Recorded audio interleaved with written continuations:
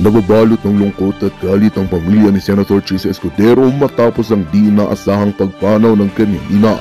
Ayon sa mga ulat, inatake sa puso si Mama Aling na kilala sa kanyang kabutihang loob at pagmamalasakit sa kapwa.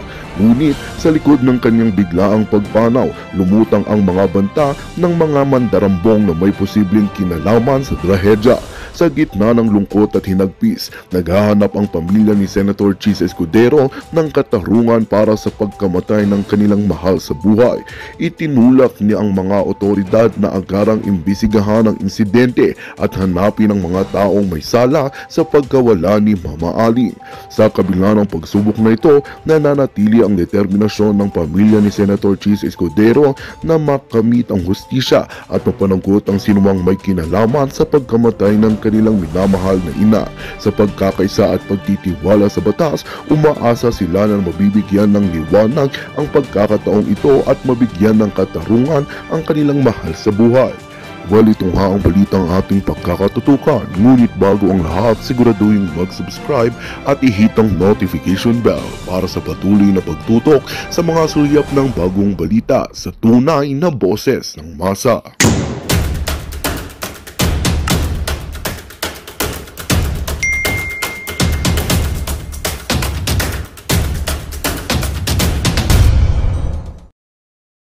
Araw mga kaibigan. Pag-usapan natin ngayon yung latest na pasabog na naman o expose ni Maharlika sa kanyang pinaka-latest na vlog. Meron siyang sinabi, according to her puting ahas, may isang senador na inatake sa puso. Although hindi niya pinangalanan, but sa pakikinig ko sa kanyang description, may idea na ko kung sino yung senador na yun. Hindi pinag-alam sa publiko. Itinago yung pangyayaring iyon, yung pamilya niya. Hindi, pwede yun. Karapatan ng pamilya yun kung ayaw nilang ipaalam. But being a public figure, ang taong bayan, yung may karapatan na malaman. But then, dito ako bumibilib kay Fair Lady Maharlika kasi nauna siyang nakakaalam sa mga pangyayari sa loob ng gobyerno. Kasi nga, yung kanyang mga puting ahas. Maalala ko, yung Deputy Senior Executive Secretary, naging SEC Commissioner, Hubert Guevara.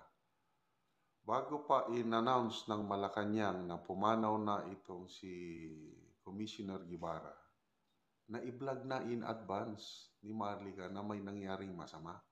Ganon din, parang atake sa puso, hindi pinalam sa publiko, but nalaman ni Maharlika. Then after mga ilang araw o linggo, yun na tuluyan na. So, I don't know kung gaano katotoo itong nangyari sa senador na ito. To me, sana malampasan niya. Kasi, although ma-idea na ko is, believe ako sa senador na ito. Matalino, may sariling prinsipyo, may paninindigan, at kung ano ang tama, doon siya.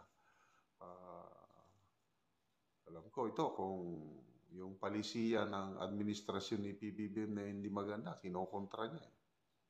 Kaya sana, kung totoo man ito na stroke ang senador na ito, sana malampasan niya ito kasi kailangan natin, ang ating bansa, kailangan ang ganitong senador na may tapang at malasakit. Talino, tapang at malasakit. Okay? So, kung na daw kalahating katawan, paralyzed. So, it's either, kung ganon, parang stroke. Anyway, stroke and heart attack related yan eh. Ano ba yung kaibahan?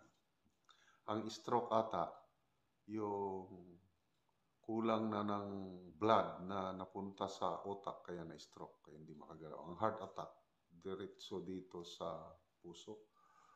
May kaibahan yung, anyway, basta related yan. At ganon din yung Deputy Executive Secretary, Commissioner Guevara, heart attack din. And then, i-vlog ko rin kahapon si General Victor Corpus.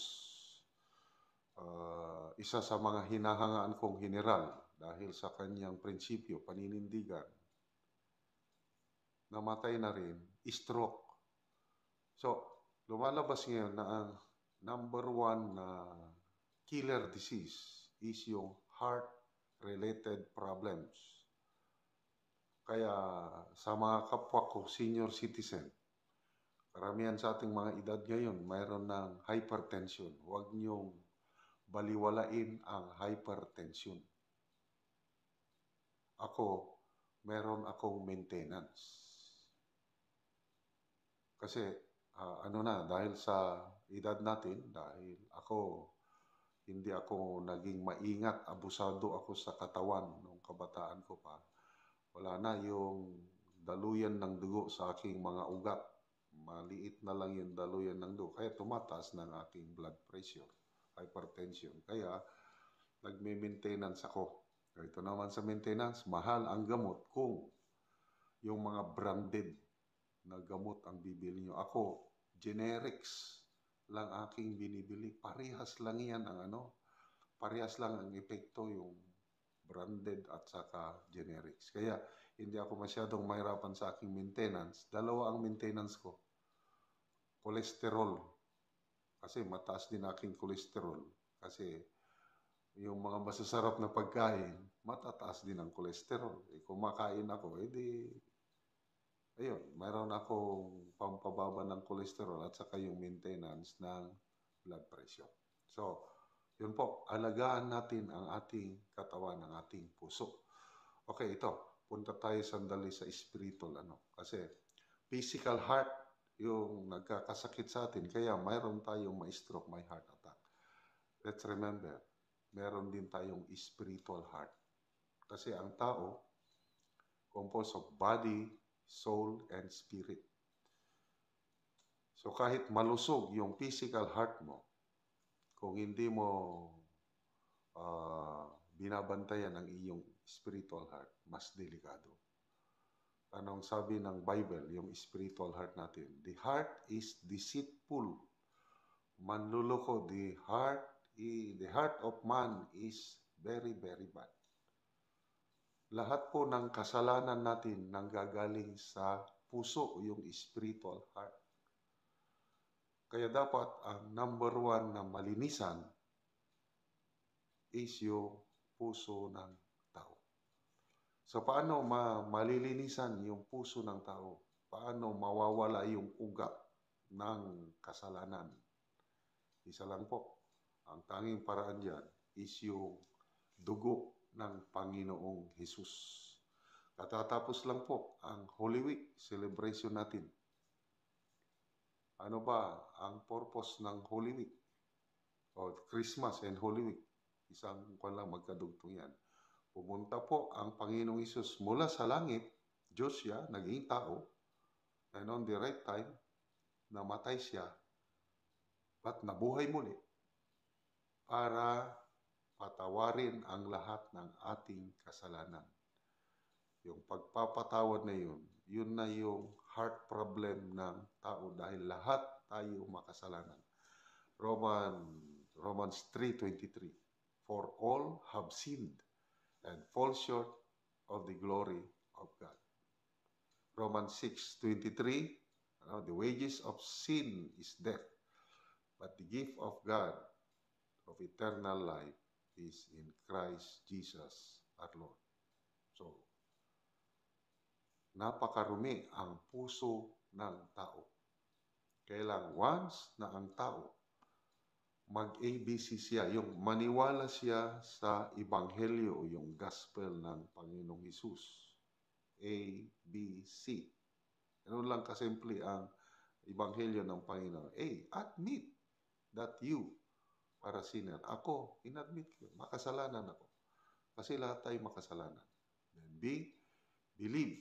Maniwala po tayo na namatay at nabuhay muli ang Panginoong Hesus para sa kapatawaran ng ating kasalanan. Ako, pinaniwalaan ko na yun. And then C, commit o surrender. I have surrendered my life to the Lordship of Jesus Christ. Nung ginawa ko po yun na po, yung puso ko na dating napakarumi, unti-unti nalilinisan. And the blood of Jesus cleanses us from all sin. Ano pa yun? 1 John chapter 1 verse 9. If we confess our sins, God is just to forgive us and to cleanse us from all unrighteousness. So come to me, sabi ng Panginoon sa Isaiah. Although your sins are as red as scarlet, I will make it as white as snow. Kung lalapit tayo sa Panginoon, let's humble ourselves before Him at isurrender ating buhay, aminin na tayo makasalanan. Ang Panginoon ang maglilinis sa puso natin para maging healthy yung spiritual heart. So, importante, meron tayong healthy na physical heart by maintaining a healthy diet, healthy lifestyle. But mas importante yung magkaroon tayo ng healthy spiritual heart. Yung may relasyon tayo sa Panginoon. John 1:12, anong sabi doon? At sa lahat ng naniwala kay Jesus, sa lahat na tumanggap sa Kanya, sila binigyan ng karapatan na maging anak ng Diyos.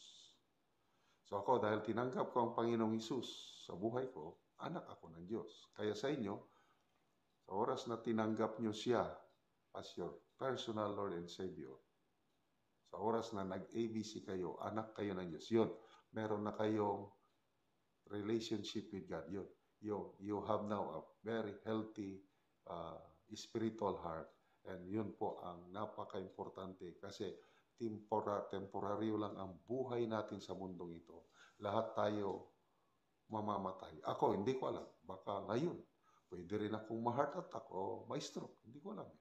Kaya lang, hindi ako takot. Kasi once na kinuha ako ng Panginoon, I will be reunited back with God in heaven dahil sa ginawa ng Panginoong Hesus sa krus. So, let's pray for this senator. Kung nanood kayo sa vlog ni Marley, kilala nyo na rin siya. Basta ako, umahanga ako sa senador na ito. Magandang araw mga kaibigan. Pag-usapan natin ngayon ang expose ni Mr. Jarius Bundok, isang columnist sa Philippine Star, kung saan siniwalat niya, allegedly, na ang ating DNR Secretary ay may malaking conflict of interest sa performance ng kanyang trabaho. Okay. Sa Philippine Star, sa opinion, title is A Conflicted Custodian of Our Environment by Jarius Bundok. So, ang tinutukoy niya si DNR Secretary Antonia Yolo Loizaga. Okay, alam naman natin na ang mandate ng DNR is to protect the environment. Kaya lang dito sa column ni Mr. Jarius Bundok, ay siwalat na may napakalawak na lupain na pagmemay-ari ng Yulo family. Meron pong Yulo King Ranch sa covering Busuanga and Coron, Palawan. According to Mr. Bundok, the Yulo family was accused of land grabbing 40,000 hectares of forest and ancestral domain. Ulitin ko. According to Mr. Bundok, ang pamilya ni DNR Secretary Yolo Loizaga ay nagland grabbing. Okay lang sana kung 10 hectares. It's 40,000 hectares of forest and ancestral domains. So, paano ito nangyari? So ito, i-share ko lang sa inyo ang sinulat ni Mr. Jarius Bundok. Bahala na kayo na mag-evaluate kung ano ang inyong pagtingin dito. Okay, how it happened na ang Yolo family, Yolo King Ranch, ay allegedly nag-land grab ng 40,000 hectares of forest and ancestral domain. Okay, noong 1975, panahon ni President Marcos Sr., mayroon siyang inisyo na Presidential Proclamation 1387 declaring 40,000 hectares of land sa Busuanga as Busuanga Pasture Reserve. Okay? So, 1975. Then, noong 1992, merong naipasang batas na National Integrated Protected Area Systems Act or NIPAS, wherein naisama ang Busuanga Pasture Reserve kasama sa protected area under NIPAS. Then lately, 2018, merong expanded NIPAS Act na nag-a-acknowledge sa Proclamation 1387 as protected area. Okay. So, ang nangyari, yung Presidential Proclamation 1387, na-withdrew yung pinagbabawal yung 40,000 hectares sa Busuanga, pinagbabawal yung sale, settlement, or any other exploitation. Okay? Bawal ibenta, bawal exploit yung area na yon. Sa bisa ng Proclamation 1387, yung area na yon, Busuanga Pasture Reserve, nagiging public domain, domain asset. Gobyerno na ang may-ari. Kailang nangyari?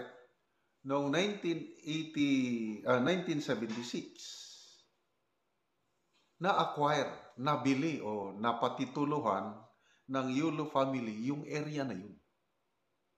Ulitin ko may Presidential Proclamation 1387 na nag-declare yung area as pasture reserve, public domain, protected area. Noong 1976, nagiging property na ito ng Yolo family. So according to Mr. Jarius Bundok, it contradicted the presidential proclamation. So, noong 1986, naalis na ang Marcos government. Cory government na, yun na. Nagsimula na ang government sequestration and ill-gotten wealth cases. So ito na, may court battle na. Yung Yolo King Ranch, Cattle Ranch, according to Mr. Bundok, tinagurian the largest agrarian reform anomaly.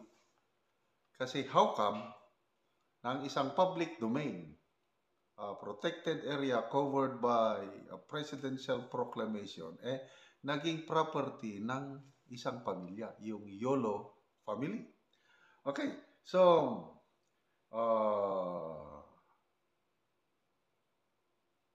dahil may court battle na, yung korte, in-appoint nila si Den, hindi pa sa DNR secretary, then Antonia Yolo Laisaga as family estate executor. Siya yung nagre-represent sa pamilya sa korte. Itong DNR secretary ngayon. So, according to Mr. Bundok, itong role ni DNR secretary as family estate executor puts her in opposition to Proclamation 1387. Yung ability niya to make unbiased decision on similar environmental and land use issues is now compromised. So ito ang tanong ni Mr. Bundok. How can she fight, the DNR Secretary, how can she fight for the ownership of a protected area when the law forbids its private titling and exploitation? At totoo nga naman. Kasi ang tanong, paano natituluhan ang 40,000 hectares na pinagbabawal gawin o mangyari ng isang presidential proclamation? So, it's a long-drawn battle. May kaso na ang isang grupo, Philippine Agribusiness Center, kinasuhan niya ang Yolo King Ranch tungkol sa usaping ito, and it's a long court battle. Okay, so according to Mr. Bundok, this conflict of interest has outraged farmers and environmentalists. Okay, so noong 2016, according to Mr. Bundok, 2 beses ang mga congressmen nagdemand ng hearing o investigasyon tungkol sa kasong ito. And then, ngayon lang, bago, 2023, may complaint nang na-file sa ombudsman para mabawi yung 40,000 hectares na kasama sa Busuanga Pasture Reserve. So, ito na ang tanong ni Mr. Bundok. Ako, sinishare ko lang ha. Sabi niya, if the DNR Secretary will enforce Proclamation 1387 and other protected areas laws, she would have to take legal action against her family's belongings o yung Yolo King Ranch. On the other hand, for her family's interest, she could overlook Yolo King Ranch's contradiction to Proclamation 1387, but she would then neglect her duties as DNR chief. O, yun ang predicament. Kaya conflicted custodian of environment. So punta na tayo ngayon itong recent controversy excuse me, sa Chocolate Hills sa resort, yung Captain Peaks. Di ba, nagkaroon na ng Senate hearing. So according to Mr. Jarius Bundok, ang stand ng DNR Secretary is she defended the resort owner's private rights in the protected area despite lack of DNR clearances. Kasi may titulo yung lupa, yung pinagtayuan ng resort may titulo. So ang stand daw ng DNR Secretary is may karapatan yung may-ari na i-develop. Kaya may titulo. Kaya lang, wala namang ECC. O di wala pa rin. So, dito na lumalabas yung sabi ni Mr. Bundok, it mirrors her own interest in the Yolo King Ranch, according to Mr. Jarius Bundok. So, ito yung last statement ni Mr. Bundok. By failing to enforce environmental laws consistently, DNR chief sets a dangerous precedent for others with questionable presence in protected areas. This would open the door for widespread abuse and exploitation on these critical ecosystems. Public interest and biodiversity would be damaged. Okay, so ito, mga observation o mga research ni Mr. Jarius Bundok. Isinare ko lang sa inyo. Ako, at all cost, we should preserve, protect the environment for our future generation. Lalo na itong mga protected areas na ito, kailangan. Ano na lang, ipapamana natin sa ating mga anak, mga apo. Kaya napakaganda yung kanta na Asin. Meron pa kaya ang ating mga apo, next generation,